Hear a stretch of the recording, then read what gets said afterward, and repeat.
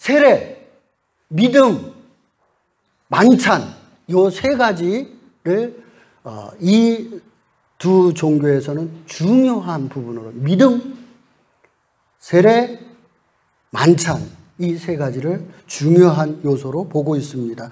그냥 교파별로 교단별로 차이는 조금씩 있어요. 믿음을 강조하는 데는 어디겠어요? 믿음을 강조하는데 이 중에서 특별히 믿음을 강조하는데 이런 이제 교파교회, 장로교회나 감리교 이런 데는 믿음을 강조하죠. 침례를 강조하는 데는 어디가 있겠어요? 그리스도교회, 그리스도교회, 침례교회, 침례를 강조하는 거죠. 만찬을 강조하는 교회가 있습니다. 어디 있을까요? 그리스도교회. 또 어디가 있을까요? 천주교회. 천주교의 핵심은 만찬입니다.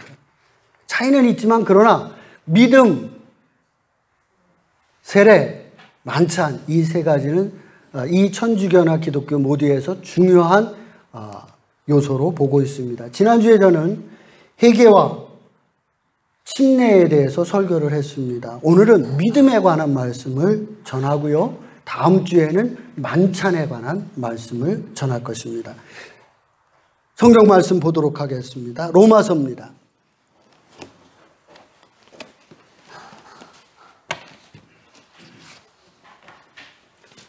로마서 5장입니다.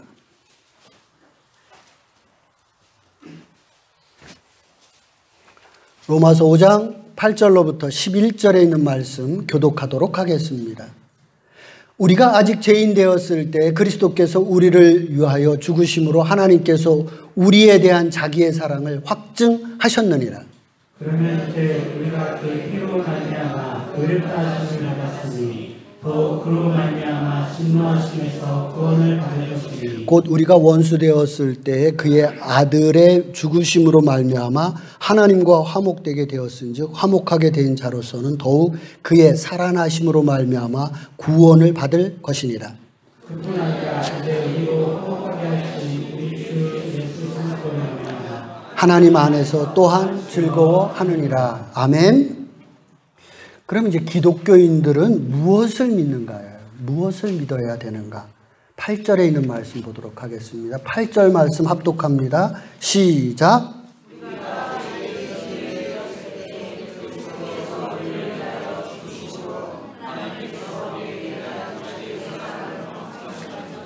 우리 다시 한번 우리 또박또박 읽어봅니다. 시작.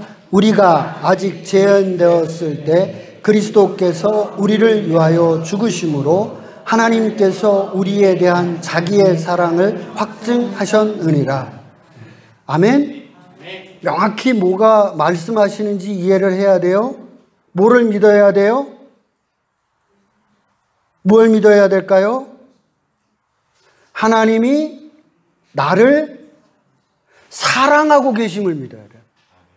확증하셨다고 그랬어요. 다시 한번 요거를 설명해 볼까요? 그러면 하나님께서는 자기 아들을 십자가에 거르셨습니다.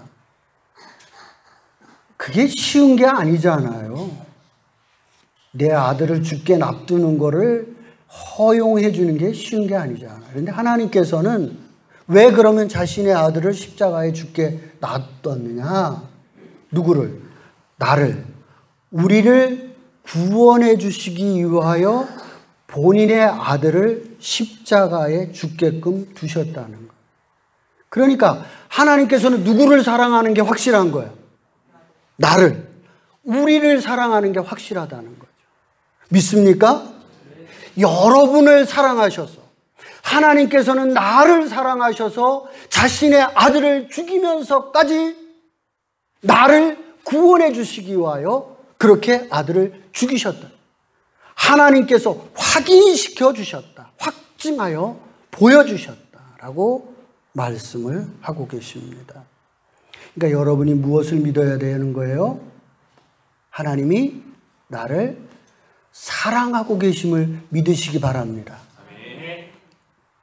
9절 말씀 합독합니다. 시작. 그러면 이제 우리가 그의 피로 말미암아 의롭다 하심을 받았으니 더욱 그로 말미암아 진노하심에서 구원을 받을 것이니 내가 의롭다함을 받았어요. 의로운 사람이 됐어요. 이 말이 뭐냐? 의로운 사람은 뭐 때문에 의로워졌어요? 내가 한 게 없는데 뭐 때문에 내가 의로워졌어요? 자, 우리 9절 말씀 다시 합독합니다. 시작. 그러면 이제 우리가 그의 피로 말미암아 의롭다 하심을 받았으니 더욱 그로 말미암아 진노하심에서 구원을 받은 것이니. 무엇 때문에 내가 의로워졌어요? 피. 누구의 피? 예수님의 피 때문에 우리가 의롭다함을 얻었다. 그러면 그 피가 무슨 의미가 구약에서부터 있었던 거예요? 속죄의 의미가 있다는 거예요. 이게 무슨 얘기냐? 구약 시대 때는 나의 죄를 속함을 받기 위해서는 양을 잡아요. 양을 잡아서 그 피를 번제단에 내 뿔에다가 바른단 말이에요. 그래서 하나님, 내가 정말 죄를 지었습니다. 내가 죽어 마땅하지만 내가 죽으면 안 됩니다. 대신 이 양을 죽이는 거예요.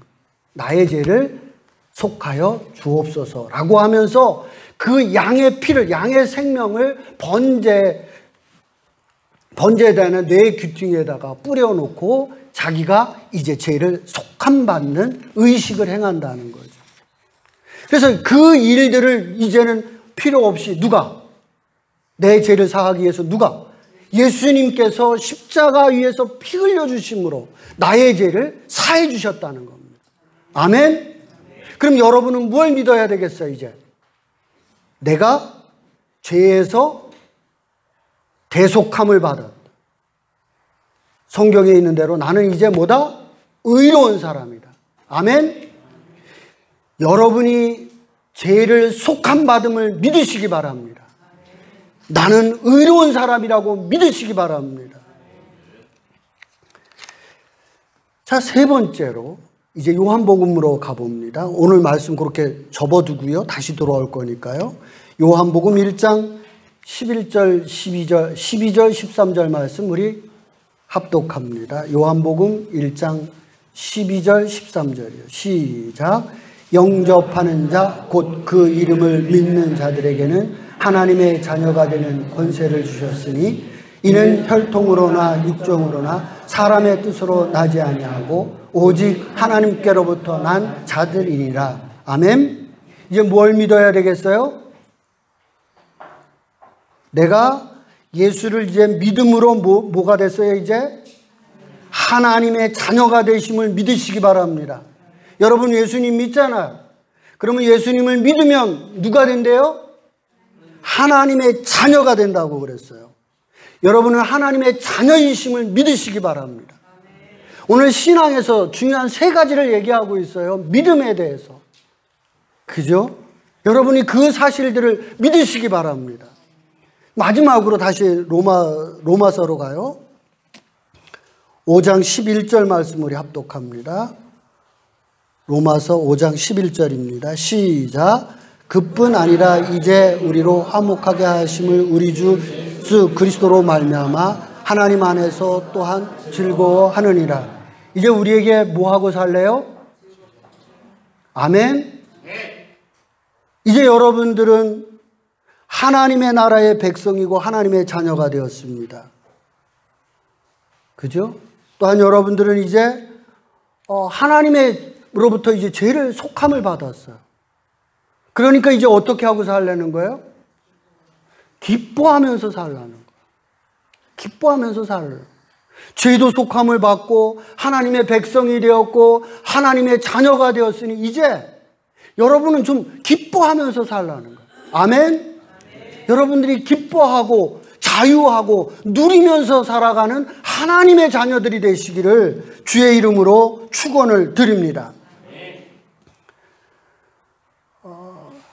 이 하나님의 자녀로서의 누림이 많이 약한 것 같아요. 오늘 우리 기독교인들에게 이 누림이 약한 것 같아요. 조선시대의 왕자들을 보십시오. 정말 최고로 부러워할 만하지 않아요? 근데 왕자 쳐놓고 제대로 누리면서 산 왕자는 별로 없어요. 오늘 우리 기독교인들이 다 그런 것 같아요. 정말 누릴 수 있는데 하나님의 자녀인데 누리지 못하고 살아가는 그런 모습이 조선시대의 그 왕자들의 모습과 오늘날 우리 기독교인들의 모습이 유사하더라. 조선 역사 속에서 한번 쭉 보세요. 왕자 중에 정말 누리면서 왕자들은 누가 있나? 세자 외에. 비참하게들 다 살아가거든요. 오늘날 우리 기독교인들이 정말 하나님이 내 하나님이고 하나님이 나의 죄를 사해 주셨고 천국에 대한 소망이 누리며 살아야 되는데 그렇게 살아가지 못하는 오늘 우리들의 모습을 보게 돼요. 정말 하나님을 믿고 누리면서 살아가는 제자들이 되시기를 주의 이름으로 축원을 드립니다. 적용입니다. 히브리서 11장입니다. 히브리서 11장입니다. 히브리서 11장 17절 말씀 교독하도록 하겠습니다.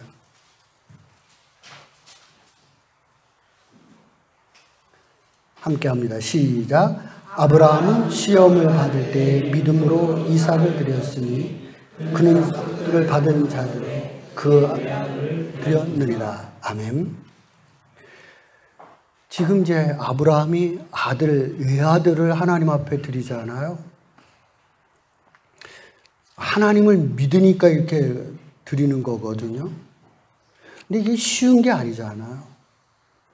그러면 이게 아브라함에게서 처음부터 이런 믿음이, 아들을 드리는 믿음이 생긴 거냐? 그렇지 않죠. 아브라함의 이야기를 앞에서부터 쭉 보면 갈대아 우르를 떠나라 그러잖아요. 떠나요. 100세에 내가 아들을 낳을 거다 그러지 않아. 진짜 100세에 아들을 낳았잖아. 그러면서 점점 뭐가 생긴 거예요? 하나님에 대한 신뢰가, 믿음이 쌓아진 거예요. 그래서 이번에는 하나님이 이야기하는 대로 아들을 드리려니까 그도 드릴 수 있는 믿음이 생긴 거예요. 믿음은 자라나는 거예요. 여러분의 믿음도 자라나야 됩니다. 하나님에 대한 신뢰가 점점 커져가야 되는 거예요. 그 믿음이 확실한 믿음, 전폭적인 신뢰. 아브라함이 그의 아들을 갖다 외아들을 바칠 수 있을 만큼의 그러한 믿음이 여러분들에게 생겨나기를 주의 이름으로 축원을 드립니다. 성경에 그렇게 말씀하고 있습니다. 믿음이라고 하는 것은 증명이 가능해요. 한번 증명을 해보도록 하겠습니다. 세강이 하고 시영이 하고 주영이 하고 잠깐만. 아니 주영이는 간다. 내 아들을 잡을 필요는 없는 것 같아요. 네. 세강이 하고 시영이, 수환이 하고 예. 남의 자식을 잡아야지 내 자식. 네. 올라오십시오. 이거 제대로 해주세요. 누가 넘어져 보겠습니까? 이렇게. 넘어지면 일로 넘어져야 되지. 그러면 죽지. 이게 죽으려고 그러면 안 되지. 다시 한 번만. 아예 밑에서 해봐. 밑에서요? 응. 해봐. 위험한데. 위험한데. 해보세요.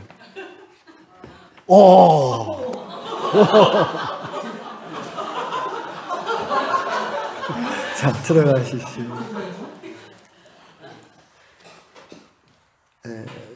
어려서 이 훈련을 많이 할 필요가 있어요.